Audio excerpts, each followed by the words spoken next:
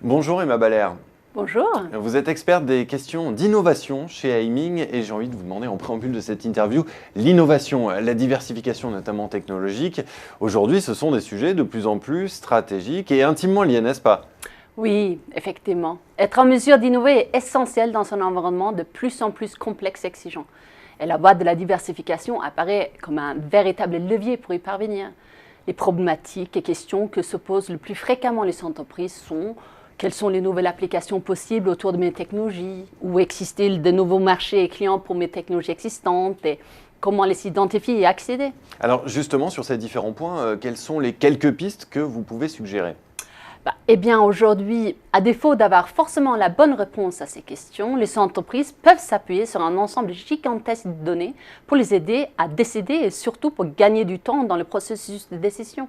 Je pense là à plusieurs sources en particulier: les bases de données de brevets déposés, l'ensemble des travaux de recherche et publications associées, la littérature grise, mais aussi tout ce qui est issu de la recherche collaborative financée par les pouvoirs publics. À partir de ces ressources, il y a une richesse d'informations que l'on va chercher, extraire puis exploiter et croiser, qui pourra éclairer l'entreprise dans ses choix et accélérer le processus de décision. Qu'est-ce qu'on fait de cette donnée ? Comme évoqué précédemment, il y a plusieurs cas de figure. D'abord, une entreprise a une nouvelle idée autour d'une technologie, une application possible. Elle va alors chercher à étudier la faisabilité technique, mais aussi la pertinence marché. Elle a l'intuition que son idée est intéressante, mais ne sait pas avec qui travailler pour valider ces hypothèses. Avec le monde académique, des laboratoires, des industriels, et si oui, avec lesquels. Là, ce type de data peut permettre d'identifier automatiquement les acteurs les plus pertinents travaillant sur le sujet et avec lesquels une interaction peut être envisagée. À la clé, c'est donc une accélération dans la partie amont du projet. Effectivement. Mais cette identification et exploitation des données peut aussi servir une fois que le projet est sur les rails pour accélérer son time to market. Imaginez un produit en phase de test et que les équipes soient confrontées à une problématique technique qui stoppe le projet. Eh bien, de la même manière que dans la phase amont du projet, l'exploitation des bases de données peut permettre d'identifier une solution technique de remplacement.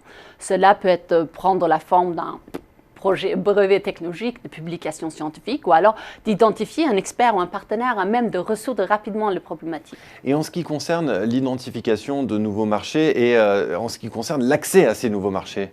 Là encore, la donnée peut aider. Prenez une entreprise qui a des ressources et une expérience, la maîtrise d'un certain nombre de technologies. Elle peut se demander si ce qu'elle réussit dans son secteur n'est pas transposable ailleurs. Là, la data va lui permettre d'apporter une meilleure connaissance des marchés pouvant être adressés et ainsi l'aider dans sa prise de décision.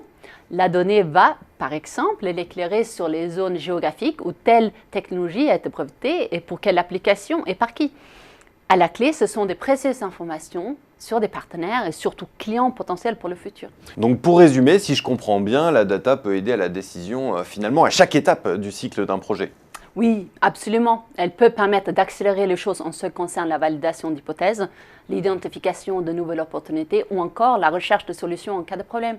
C'est ce qui rend les investissements dans la donnée et ces solutions de plus en plus incontournables en ce qui concerne l'innovation. Eh bien, merci beaucoup Emma Baller pour cet éclairage. Merci. Merci.